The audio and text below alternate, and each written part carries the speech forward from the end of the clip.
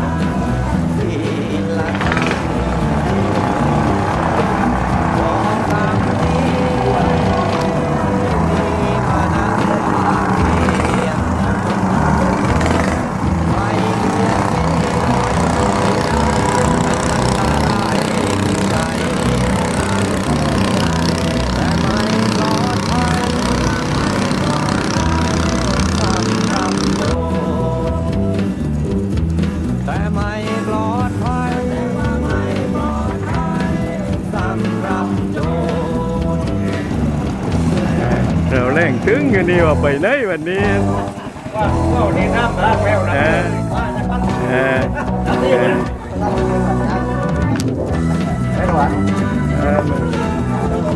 จริงไงหลุมซ้ำตรงไป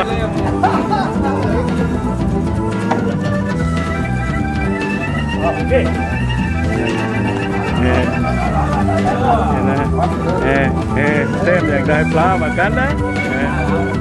อันเลยทางเรือเต้มปลากินได้เลย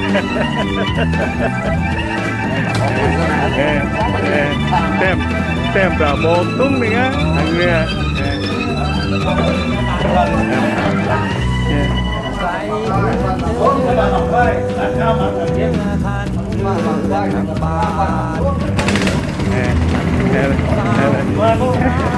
เต้งลงปัดมาทางไหน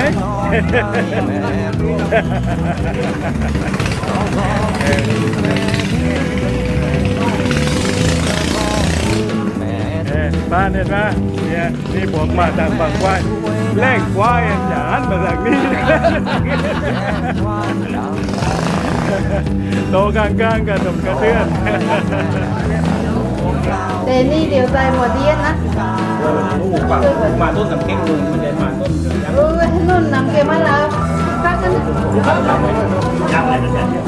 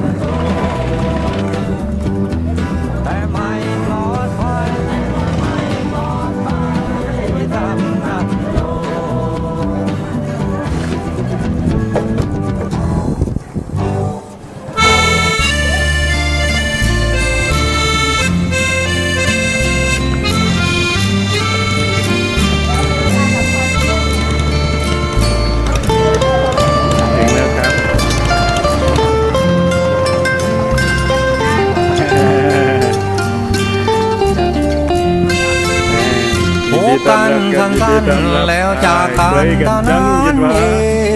งได้รวมร้องเพลงได้ผ่อนคลายสบายใจโอกาสหน้ามีเวลาดีๆมาเจอกันใหม่โอกาสหน้ามีเวลาดีๆมาเจอกันใหม่อารมณ์ที่ประทับใจเราต่างฝากไว้กับราตรีการ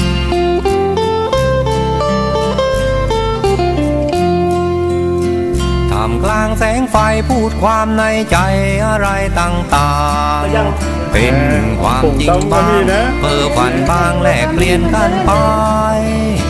ได้เวลาแล้วเรากลับไปนอนรอรับวันใหม่ได้เวลาแล้วเรากลับไปนอนรอรับวันใหม่